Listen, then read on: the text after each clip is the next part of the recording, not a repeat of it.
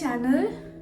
তো আজকে আমরা যাচ্ছি এম্পায়ার স্টেট বিল্ডিং আর তারপর যাব হচ্ছে টাইম স্কোয়ারে। তো এম্পায়ার স্টেট বিল্ডিংয়ে আমরা যাচ্ছি হচ্ছে সানসেট দেখার জন্য, তারপর ওখান থেকে চলে যাব আমরা টাইম স্কোয়ারে। আমরা রেডি হয়ে গেছে দুজনে আর এখন আমরা বেরোবো, চলো।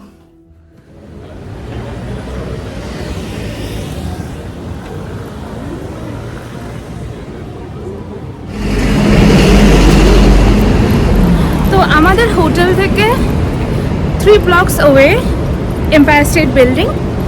তো সেখানেই আমরা হাঁটছি, প্রচণ্ড ট্রাফিক। এখন রাস্তাটা খালি দেখতে পাচ্ছ, বাট ইউজুয়ালি খুবই ট্রাফিক এখানটায়।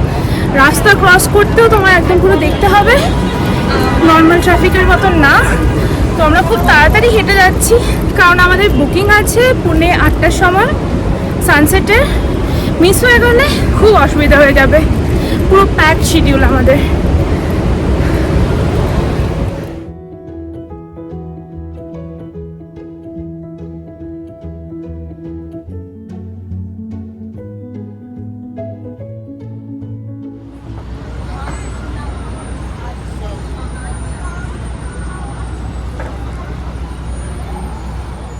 ফাইনালি এম্পায়ার স্টেট বিল্ডিং চলে এসেছি, একদম আমাদের সামনে। তো আমরা 86th ফ্লোরে যাব, ওখান থেকে আমরা সানসেট দেখব।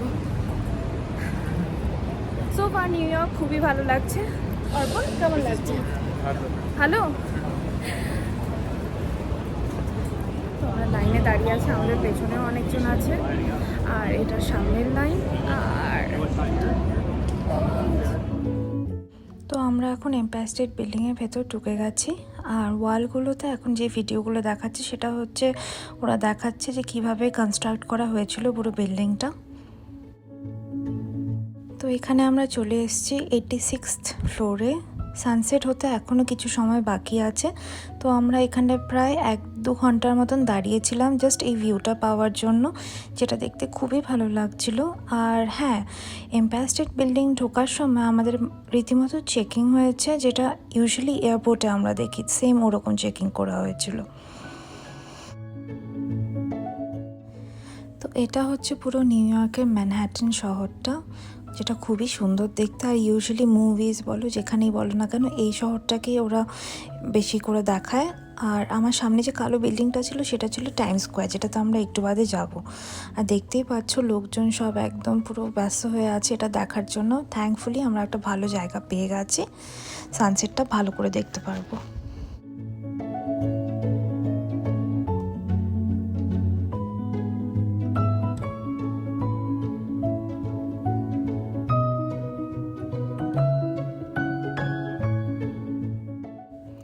সানসেট হয়ে গেছে, বাট আমরা এখনও এখানে দাঁড়িয়ে আছি লাস্ট নিউ ইয়র্ক স্কাইলাইনের পুরো নাইট ভিউটা দেখার জন্য।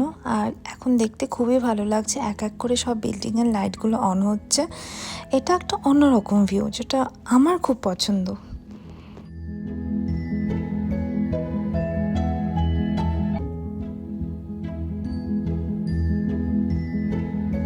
তো আমার পেছনে এখন নিউ ইয়র্ক স্কাইলাইন।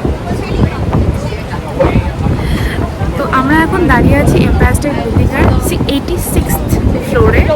ওখান থেকে আমরা সানসেট দেখলাম। এখন এই পুরো নিউ ইয়র্ক। তো আমরা এখন যাব বাকি লোকেশনগুলো দেখবো এম্পায়ার স্টেট বিল্ডিংয়ে। আর এম্পায়ার স্টেট বিল্ডিংয়ের চূড়োটা ঠিক আমার পেছনে।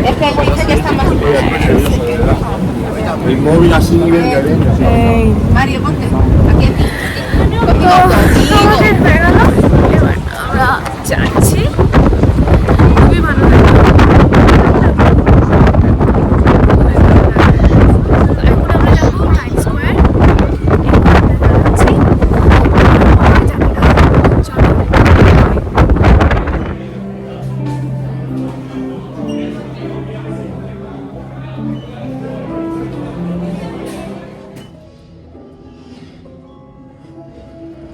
যখন আমরা এম্পায়ার স্টেট বিল্ডিংয়ে 86th ফ্লোর থেকে গ্রাউন্ড ফ্লোরে নামছিলাম, তো আমাদের এলিভেটর বলো বা লিফট বলো, সেটার সিলিংয়ে এই ডিসপ্লেটা ছিল। তো আমার এটা খুবই ভালো লেগেছে, সেজন্য আমি এটাও ভিডিও করে নিয়েছি।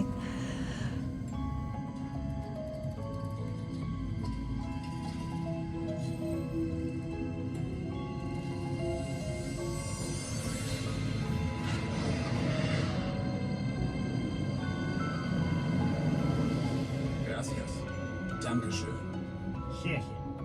Merci. 감사합니다. Thank you. আমরা এখন যাচ্ছি রিক্সা করে নিউ ইয়র্ক সিটিতে। কি দারুণ ব্যাপার!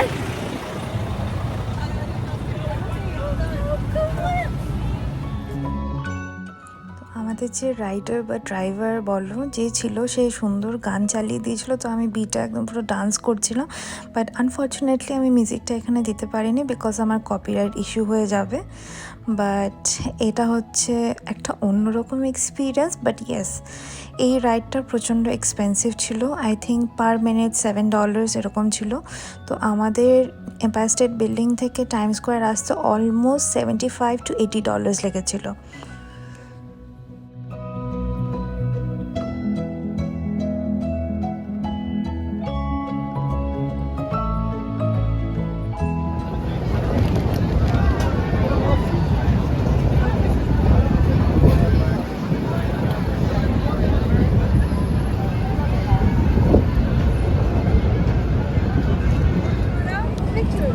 No, that's fine.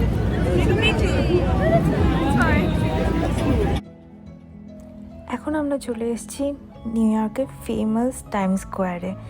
এই জায়গাটা, এই রোডটা বেসিক্যালি খুবই ক্রাউডেড থাকে, সবাই সব কিছু অ্যাক্টিভিটিস নিয়ে ব্যস্ত থাকে, and it's a lot of fun.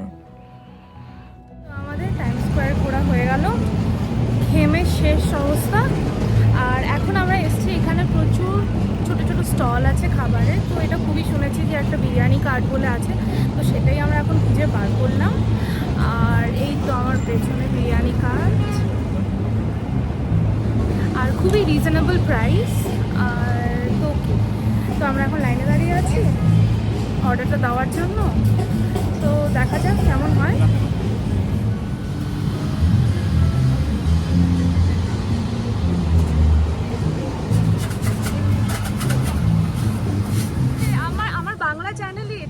Blog channel. তো আমি যেটা বললাম বিরিয়ানি কার্ড, যেটা বন্ধুদের থেকে শুনেছিলাম, তো বেরোলো যে ওনার ইজ বেঙ্গলি, বাংলাদেশ থেকে। এই যে কাকু এখানে, তো আমাদের জন্য এখন রান্না করছে সে। আপনি একাই এখানে কাজ করেন? আচ্ছা আচ্ছা, তো কেমন ব্যস্ত এখানে? খুবই বিজি। আপনার এই কার্টের খবর আমরা বন্ধুদের থেকে পেয়েছি যে এরকম টাইম স্কোয়ারে আছে বিরিয়ানি কার্ট, সেটা খুঁজে বার করো। তো আমরা পুরো ঘুরে তারপরে সে এখানে খুঁজে বার করলাম। এটা মাছ এক্সাইটেড। ঠিক আছে, আর ডিস্টার্ব করবো না।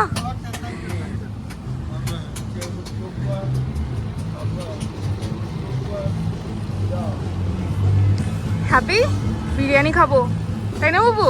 আমাদের অর্ডার দেওয়া হয়ে গেছে, আর এখন আমরা ওয়েট করছি। তো উনি বাংলাদেশি, খুবই ভালো, খুবই মিশুক, কি সুন্দর আমাদের সাথে কথা বললো, সব কিছু এক্সপ্লেন করে দিল। আর তার থেকে জানতে পারলাম যে ওনার card is like very busy throughout the day. ভোর 5টা থেকে, আই থিঙ্ক 5টা থেকে বললো না 5টা অবধি বললো, মোট খোলা থাকে কি বন্ধ থাকে, মানে খুবই ব্যস্ত এটা। আর আমরা দেখতেই পাচ্ছি, আমরা আসার পর মানে নন স্টপ সে অর্ডার নিয়েই যাচ্ছে। আর সে আপাতত একা হাতেই কাজ করছে। তো দেখা যাক, বাড়ি গিয়ে বলবো কেমন লাগলো খেতে। আশা করি ভালোই লাগবে।